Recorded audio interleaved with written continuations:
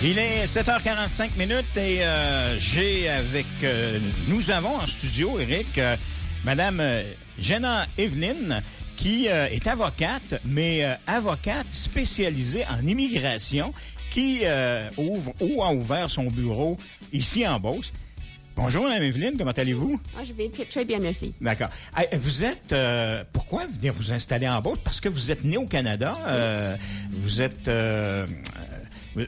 en Ontario, si j'ai bien compris. Vous étiez anglophone. Et là, comment vous vous êtes retrouvé à avoir des liens avec la Beauce? Mais en fait, en 2013, j'ai décidé de réorienter mon carrière un peu. Mm-hmm. Puis, j'ai décidé d'étudier le français à Québec parce que j'ai vu que le bilinguisme, c'était bon pour la carrière. Mm-hmm. Mais là, j'ai vraiment aimé la vie ici et j'avais l'impression que ça va être facile de avoir mon permis de barreau au Québec. En fin de compte, ce n'est pas le cas, mais j'ai décidé de rester pour essayer de faire ça. Puis, à ce moment-là, j'ai commencé ma maîtrise en droit à l'Université Laval.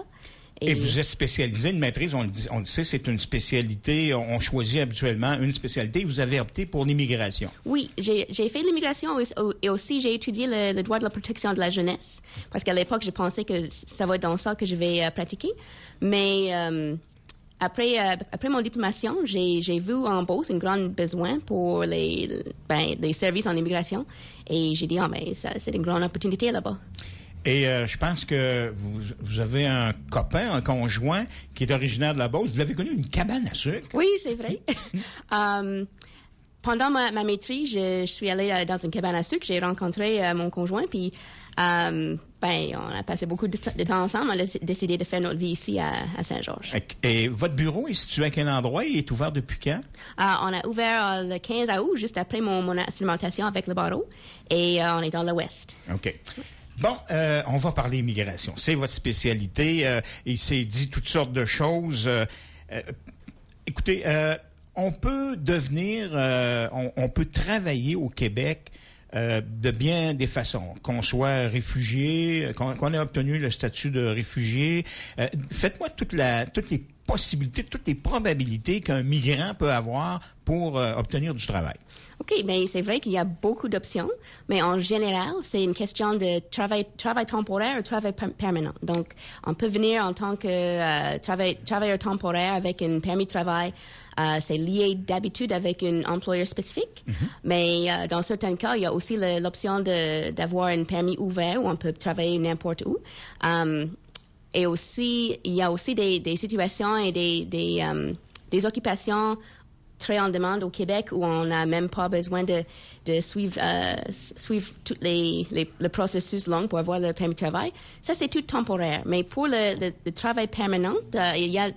le Québec cherche toujours les travailleurs qualifiés dans les métiers importants dans la région. Et donc, parfois, si on a les qualifications nécessaires, on peut demander une résidence permanente tout de suite, mais sans passer par le travail temporaire pour travailler n'importe où. Mais pour bien se comprendre, par exemple, mm-hmm. On a un manque flagrant ici en Beauce de soudeurs. Oui. Bon.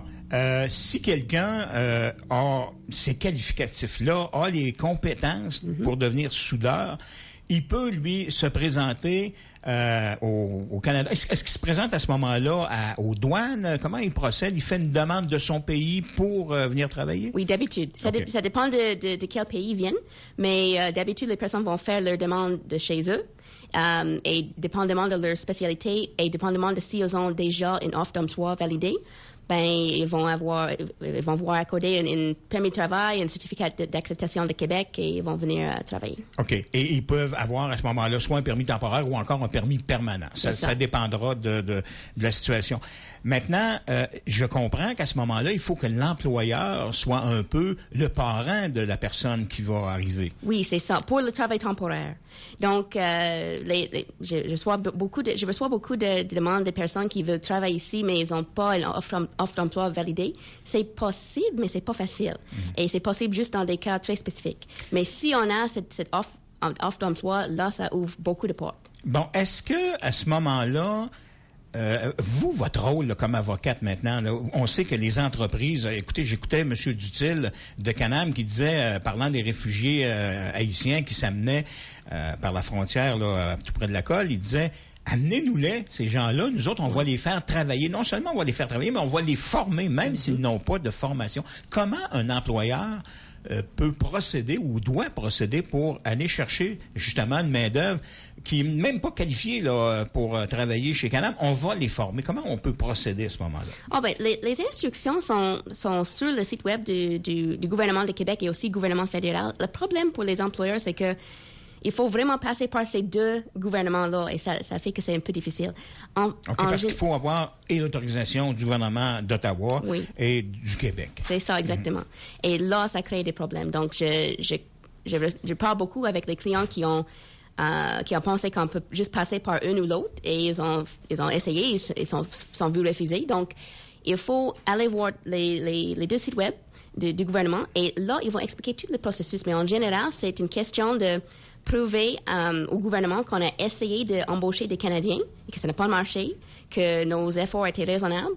Et là, le gouvernement va dire, OK, donc vous avez l'autorisation de chercher ailleurs. Et là, on peut trouver quelqu'un, identifier quelqu'un, ça c'est aussi un peu difficile parfois, mais une fois qu'on a trouvé quelqu'un qualifié, on peut chercher le CAQ, le certificat d'acceptation et le permis de travail. On a des travailleurs temporaires, on en a beaucoup ici en Beauce. Ce sont souvent des gens qui viennent de l'Amérique du Sud ou du Mexique qui sont spécialisés ou qui travaillent surtout sur les fermes. Ces gens-là ont un permis de travail temporaire ou permanent? Comment ça... D'habitude, c'est temporaire. Okay. C'est rare qu'un employeur va donner une offre d'emploi permanent à quelqu'un qu'ils n'ont jamais rencontré. Donc, ils vont d'habitude passer par le travail temporaire et puis, si ça marche bien et la personne veut rester, ils vont donner une offre d'emploi permanent pour que la personne puisse chercher sa résidence permanente. Bon, on a parlé de permis de travail qui fait en sorte qu'on peut avoir soit un permis de travail temporaire, un permis permanent. Un permis permanent, ça dure combien de temps? À vie ou tant que j'ai un emploi? Combien de temps? C'est pas un permis permanent, c'est que j'ai ma résidence permanente. Okay. Donc, ça veut dire que j'ai tous les droits d'un Canadien sauf le droit de vote.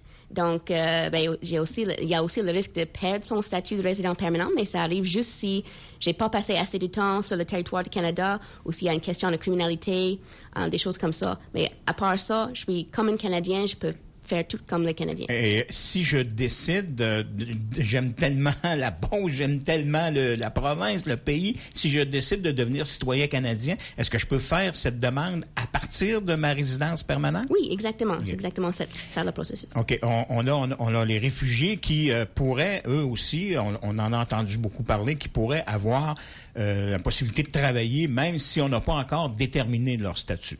Ben, ça, c'est une question délicate parce que d'habitude, la réponse est non. Les personnes il y a des exceptions, mais le problème, c'est qu'on a tellement de monde qui arrive que ça crée des problèmes et ces personnes-là, ils sont prêts à travailler dans le gouvernement est en train d'essayer de trouver une façon de faciliter le processus de permis de travail pour ces personnes-là. OK. Là, maintenant, la Beauce, c'est particulier. On a vu ça. Il y a des gens, des entreprises qui ont tellement un manque d'employés qu'ils sont obligés d'aller les chercher à Montréal, les transporter le dimanche, les loger pendant toute la semaine et ils retournent le vendredi dans la région de Montréal. Est-ce que vous-même, là, qui allez avoir à mettre en lien des employeurs et des gens qui pourraient venir d'immigration, venir travailler chez nous, est-ce qu'on pense qu'on est capable de garder ces gens-là chez nous? Pourquoi ils ne veulent pas rester en Beauce? Ben, c'est un grand problème et une grande question. C'est une des raisons pour lesquelles les employeurs aiment les permis de travail temporaires, les permis de travail et les travailleurs temporaires, parce que là, ils sont liés à cet employeur-là. Mais pour attirer le monde ici en Beauce, il faut qu'on ait un bon accueil, il faut qu'on ait des services et une communauté qui est attirante. Donc, il y a des organismes en Beauce qui travaillent directement là-dessus. Donc, on a le Carrefour Jeunesse Emploi qui travaille avec les immigrants pour les aider à s'intégrer. Aussi, le Trade Union qui fait à peu près la même chose. Et on a aussi le AVNA, qui est l'association de Beauce des nouveaux arrivants. Et eux, ils font des pique-niques, des rencontres, des repas au resto pour aider les gens à se sentir dans une communauté avec des amis. Donc, ça aide beaucoup. Et aussi, si on a des personnes, si moi je viens de Mexique et il y a une petite communauté de Mexicains ici, ça va m'aider aussi. Oui, c'est ça. C'est toujours... il faut qu'on se crée ces communautés-là, sinon, ils vont être enclins davantage à s'en aller dans les villes où il y a déjà ce type de communauté-là qui existe. Écoutez, est-ce que vous pensez avoir un avenir intéressant dans le domaine de l'immigration en Beauce? Je pense que oui. Je pense que moi, j'ai fait les cours de francisation à l'école Baudouin et là-bas, j'ai vu qu'il y a beaucoup d'immigrants dans le coin qui cherchent de l'aide à savoir comment avoir leur résidence permanente, avoir la citoyenneté. Et aussi, j'ai parlé avec beaucoup d'entreprises ici qui veulent savoir comment accéder à ces programmes-là. Donc, pour moi, je pense que je suis très contente dans ce métier-là et je pense que ça va être facile de réussir puis d'avoir un avenir. Parce que, écoutez, on a un manque criant, il va falloir qu'on aille... La Beauce n'a pas besoin, je pense, des migrants pour sa population. Elle a besoin de main-d'œuvre. Oui. Et évidemment, avoir un spécialiste comme vous, le spécialiste le plus près, je pense, c'est à Québec. Hein? Il faut que je précise que le barreau ne permet pas que je me nomme spécialiste. Je pratique exclusivement en immigration. Je peux vous dire que quand moi, je vais vous qualifier de spécialiste. Quand on pratique exclusivement dans une branche, c'est pas long qu'on en devient très, très spécialisé. Mais ces gens-là, pour avoir accès à un avocate de votre calibre, auraient dû normalement se rendre, je pense que le bureau le plus près, c'est à Québec. C'est exactement ça. Oui. Content de voir que... J'ai hâte de voir comment tout ça va se développer, puis voir jusqu'à quel point ça sera possible pour vous de continuer à aider les entreprises et aussi les immigrants qui pourraient se présenter en Beauce. Et peut-être que vous pourrez contribuer à faire en sorte qu'on se retrouve avec des communautés culturelles différentes et on les amènera à la cabane à sucre. On ne sait jamais ce que ça peut donner. Hein? Oui. Merci beaucoup, Mme Evelyne, d'être passée dans nos studios. On s'arrête ici. Il est 7h57. Jenna Evelyn, une avocate ontarienne qui s'est mariée avec un Beauceron, vient de lancer son cabinet à Saint-Georges et se spécialise en droit de l'immigration. C'est ce que nous apprend le site Internet Droit Inc. Pour l'avocate, il y a de réels besoins dans le domaine pour notre région, puisque plusieurs chefs d'entreprise lui ont dit que le cabinet en immigration le plus près était à Québec. C'est beaucoup de déplacements, puis il y a beaucoup d'entreprises ici. Alors son mandat, c'est de convaincre que l'immigration est bonne pour les employeurs et les citoyens de la Beauce, ajoutant que certains ont encore peur que les migrants viennent voler leurs emplois. Parfaitement bilingue, Jenna Evelyn a fait transférer son autorisation d'exercer de l'Ontario au Québec. Ça prend 1 an. Elle se lance le défi de rester abordable pour des démarches d'immigration parfois lourdes et longues.